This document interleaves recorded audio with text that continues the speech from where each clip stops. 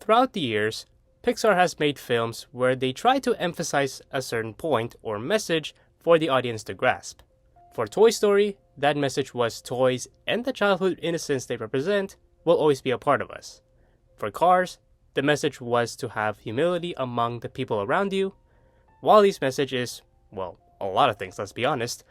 It's a movie about consumerism, environmentalism, humanity, and so much more. Probably worth its own video for another time, to be honest. But when you watch every Pixar movie, like I have, you would notice that all of them actually have a common theme.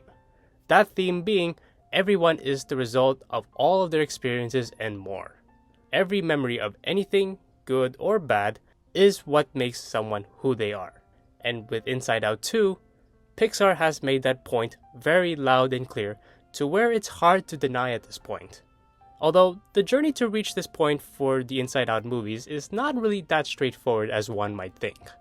When you look at both the first Inside Out and the sequel at their most basic forms, the story basically narrows down to being a conflict between Riley and her emotions.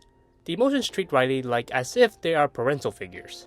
In the same way parents tell you what to do and have a certain vision for who you should be, the emotions have a vision for who Riley should be. However, Riley herself has her own vision of who she is and who she wants to be based on the experiences she acquired over the years. That's something made very clear in the sequel, but we even see this in the first film. At an early age, Riley can already act independently from her emotions, albeit in a very limited way. By the time she is 11, even without a sense of self, she can already make it independently from her emotions. Then there are times where she even acts against what the emotions want. The most notable example being the scene where Riley boards the bus to run away to Minnesota. Although it was Anger's idea initially, Riley was the one who accepted it, and she continued to push forward willingly despite the emotions working against it. She was so motivated by the happiness she experienced in Minnesota that she essentially became obsessed with that misguided view of the past. Of course, due to Riley's age, she was not able to recognize the irrationality of her decision-making here. Therefore, the emotions, specifically sadness, had to step in to save Riley from making a terrible mistake, which, can I just say, having a child run away from home, roaming through San Francisco, is a very serious situation, and if something like this happened in real life, this story would have been a lot darker. In a way, the first movie somewhat goes against the message of its sequel. In this movie, Riley is desperately trying to cling on to her past life in Minnesota, but eventually learns to accept the new reality by letting her emotions be expressed to her family. But the movie still makes it very clear that her past experiences are still very important in making her the way she is, considering that much of Riley's personality and core memories remain largely the same in the sequel. Although Riley's personality and core memories remain largely intact, the relations between herself and the emotions have changed to become mostly balanced. More on that later. Despite the shift though, Joy still leads with much of the basic operations going on in the mind, like what she did in the first film.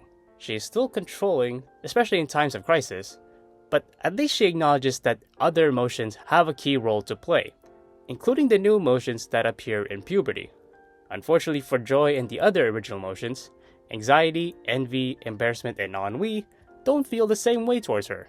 The new emotions have the similar idea of controlling Riley as the original emotions did in the last movie. They believe they know what's best for her, again, kind of like parents. Similar to parents and the original 5 emotions in the first movie, they believe the only way to achieve it is to control as much of her as possible and change who she is. They want Riley to basically leave the past behind, aka her old friends, and embrace the newer, more mature people around her. Anxiety and the other emotions were pushing back against this main theme of the movie, which definitely makes them quintessential antagonists. But as much as the sequel portrays anxiety as an antagonist for this movie, for the most part actually, her methods do make Riley better as a hockey player and as a social person when around the upperclassmen at least. There are definite trade-offs, sure, like dissing her previous beliefs and her own friends, but when it comes to securing social acceptance for the future, Riley did seem on track. However, like an overprotective parent, anxiety's excessive control over Riley can be overwhelming, which of course results in her anxiety attack. While the first movie shows what happens when Riley is devoid of any kind of emotion, The sequel shows what happens when Riley can only feel one emotion. Unsurprisingly, both scenarios are devastating to see.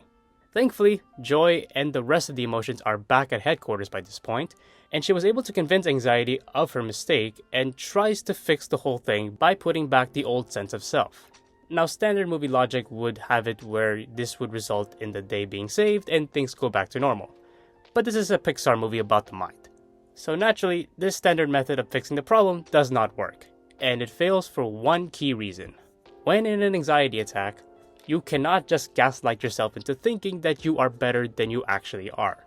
Riley made mistakes, hence why she is at that point of getting an anxiety attack. Telling herself that she is a good person that only does good things is hard to acknowledge when she knows it's not true. To really get out of that situation, Riley has to accept her reality, both the good and the bad aspects, and this is what Joy realizes. Despite claiming that she lets Riley be herself, the fact is she has continued to control her even after her sense of self has been developed. Joy has been heavily influencing her sense of self by removing all of the bad memories and only keeping the good ones. In a way, she contributed to this anxiety attack by not letting Riley remember and learn from her negative experiences. Upon realization, Joy removes the old sense of self and Riley's new one emerges. She comes to acknowledge every aspect of herself, all of her unique great quirks, and lots of her negative quirks. All of them stem from her memories. This is who Riley is, a goofy, smart, loving, caring girl who likes hockey, but she can be selfish, sarcastic, socially awkward, and outright dumb at times. In other words, she's just another imperfect human being.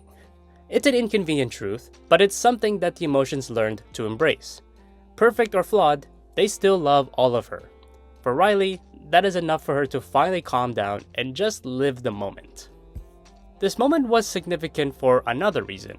For the first time ever, Riley can actually summon any key emotion that she needs at the given moment. From that point on, Riley and the emotions are truly on equal footing with each other. In fact, you can make the argument that Riley has the capacity to outright control the emotions themselves. I mean, they are a part of her after all. While she may not be fully there yet, she is at least heading towards that direction. So if I were to speculate what Inside Out 3 would be about, assuming if Pixar decides to make one, which is pretty likely, it would most likely end with Riley finally having a fully developed headquarters for the emotions to work in unison as one unit. Like how the minds of Riley's parents work. The emotions are going to be significantly less able to act independently, as Riley herself essentially forces them to become integrated to her greater sense of self. The anxiety attack scene, I could argue, is peak Pixar. Not only does it represent everything Pixar is as an animation studio, from their cinematography to the writing to just the outright pure emotion of it, but it also represents the studio's grand message of its stories. Every human, plant, animal, toy, car, robot, everyone and everything are the result of the past. The experiences that everyone and everything have made up to this very moment and beyond. Whenever you or anyone tries to bury that past to where no one can recall it, there will be consequences for it. So what should you take away from Inside Out, or this video at least? You as an individual are more than what your emotions make you, in the same way that you are more than what your parents made you. You are that and every memory you have experienced. Of course, like the other Pixar films, Inside Out has different messages you can take away depending on how you watch the movie. What do you guys think the point of Inside Out is?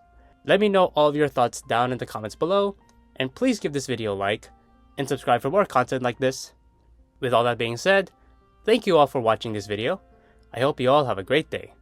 See you in the next one.